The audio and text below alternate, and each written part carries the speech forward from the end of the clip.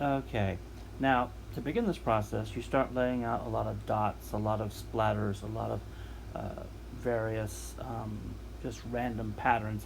The color really doesn't matter at this stage because what's going on is you are just laying down a textural background. The colors do have some impact on the final piece, but right now it's really much more important to put down the textures, the dots, the splashes, the splots. Everything is more important to put that down than to try and match the colors up just yet. That comes later. Now, one thing I do try to do whenever I'm starting a painting like this is put the background, the background color, as maybe a complement, or if I'm doing a darker scene, if I'm doing something that needs to have really strong contrast, I put down a dark color, or I put down a complement of the color that I am basically using as my primary in the end. So right now you can see I've placed down quite a lot of color, a lot of dots, and a lot of just random splashes. Later, as you'll see, I come in and I start laying in details and laying in things to kind of separate the various things, such as right here you can see, hopefully, that I am putting down lines for the bricks that I'm making, and those lines will become more pronounced as and more visible as the painting goes on. Now I recommend turning the canvas any way you want, going in and making any kind of marks you want, because as it goes along they'll become, it's not necessary for you to be 100% accurate at this point. It's much more important to lay out the foundation. Also, be careful with your opacity here. You're probably going to want to change your opacity as you work, so that you can adjust to the various portions of the painting. As you can see here, I'm starting to, up in the upper left corner, I'm starting to put in the highlights, or the separations of dark and light into the bricks.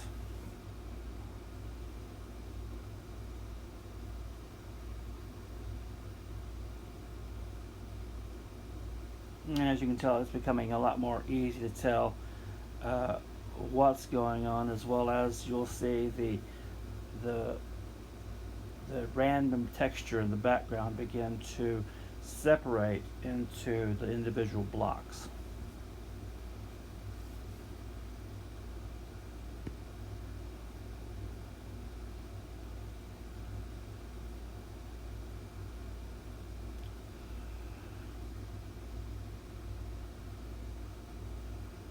Now, one thing that you probably want to do is use like I'm doing here, is use a kind of a lighter color of your primary, or your dominant color. The reason why for the highlights is because pure white stands out like a sore thumb, just like pure black stands out on a colored background. Neither pure white nor pure black really work in a picture in any way more than very small accents, and you want to use them very sparingly, because they'll jar your viewer a lot. I learned this when painting in college, watercolor class. Basically, there is no, in traditional watercolor, there's no black, there's no white. You have to use contrast between colors to make the simulation of dark and light, because watercolor is a transparent medium.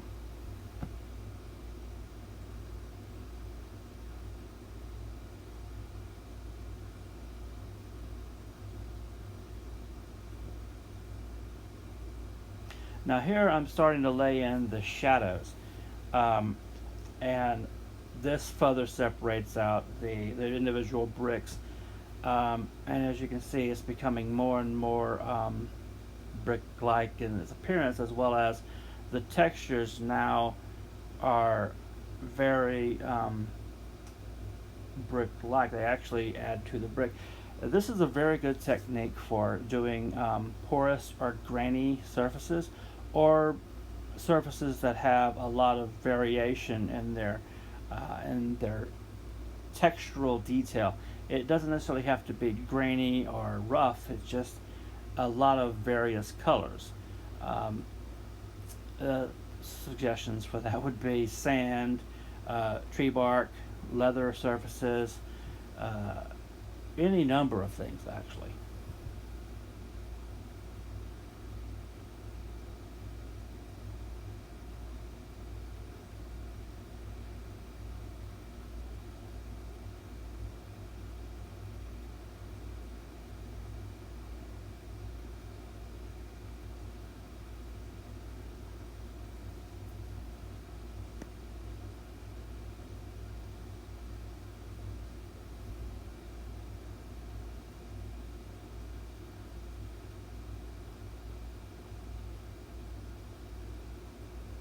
But basically, the texture, the details are added in by just painting uh,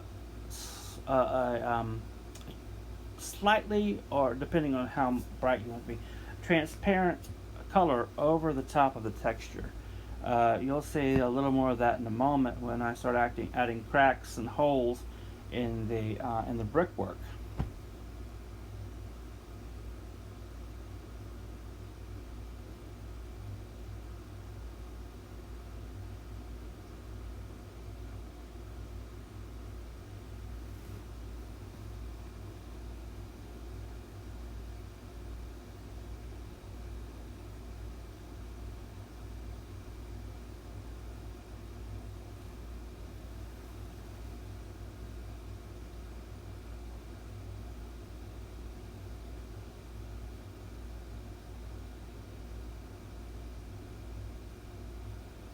Now, when you're adding in cracks or fine detail like this, you want the brush to be not necessarily completely opaque, but opaque enough to where it stands out from the background. The the various things, and like you're seeing here, uh, up close, it may not look like a crack, or it may not look very good, but as you pull back out on these, you notice that they begin to blend together and become a lot more realistic in their detail, rather than choppy or uh, uh, uh, blocky.